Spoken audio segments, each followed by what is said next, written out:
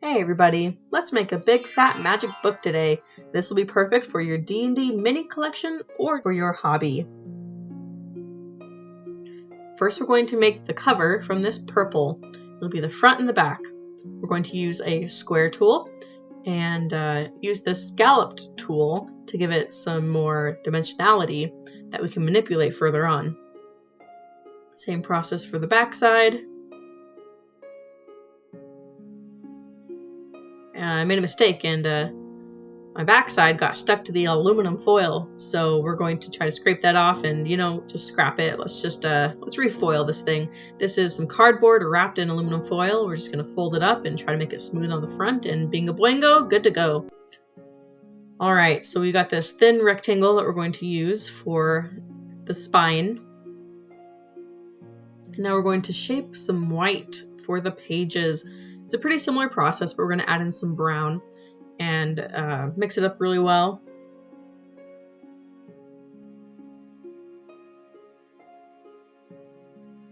Using our scallop tool, make all these things about 1/8 of an inch thick.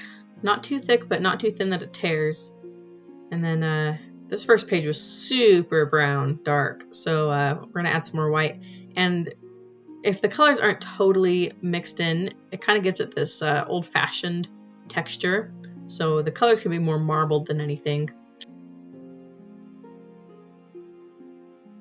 Alright, so we made 3 pages, and now we're going to connect the 2 sides, the front and the back of the cover, together. And as I squish the corners, it kind of gives it a more rugged texture. We're cutting the pages in half, folding the book. You're going to insert the pages, and you're going to leave some space in the middle so that when you fold the whole dang thing, it doesn't just break apart. So touch the edges, squish it against the middle so that it connects. Pages 3 and 4 here. Same thing, but go a little bit inward. And the final pages, 5 and 6, are going to go even further in the middle, and you can give them you don't want to squish all the pages together because you want some spacing to give it some dimensionality.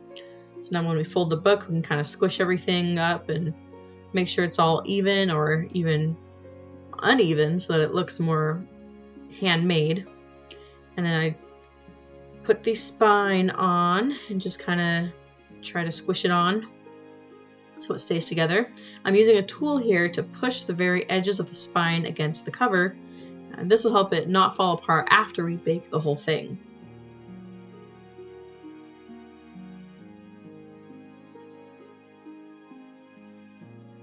Alright, now we're going to mix some darker purple together, and this is going to create some lines on the spine.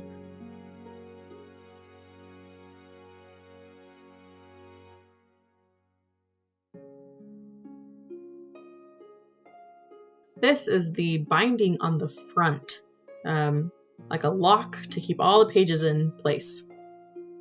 So save some of that darker color for the 3 spine lines later. And now we're going to create a circle of silver white to kind of look like a buckle, a latch. Alright, now here's that darker purple again, and we're going to create 3 lines on the spine.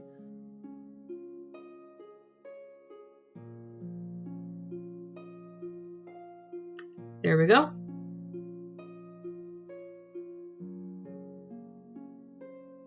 Okay, so now squish those on like you did before. Use your little tool to keep it all in place.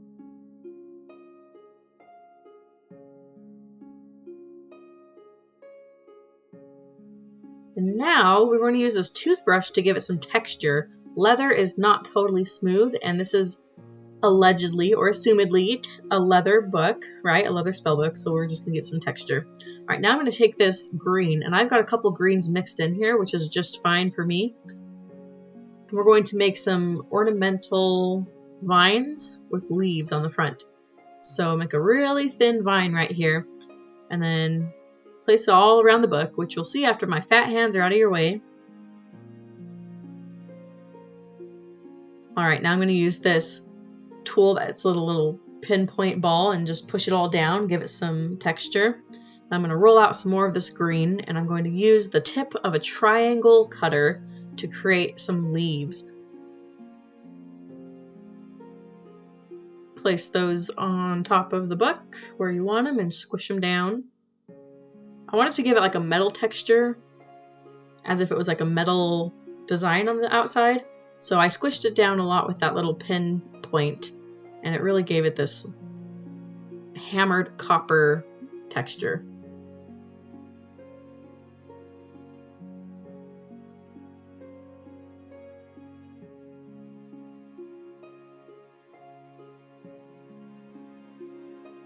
Final leaf. All right, now you're just going to use your hands to kind of shape it all and put on the final touches, make it look picture perfect, and it's ready to bake. You're going to bake these things at 270 degrees for 15 minutes for every 1/4 inch. This thing was probably about a 1/2 inch, so I cooked it for 30 minutes. And then this is a satin glaze. You just put it over and you let it sit for like overnight. If you're interested in more of our projects, stay tuned for more videos that will be forthcoming. We've got a couple more books to show you how to make, and that torch that you saw. If you like these kinds of videos, give us a thumbs up so that I know that they are being watched.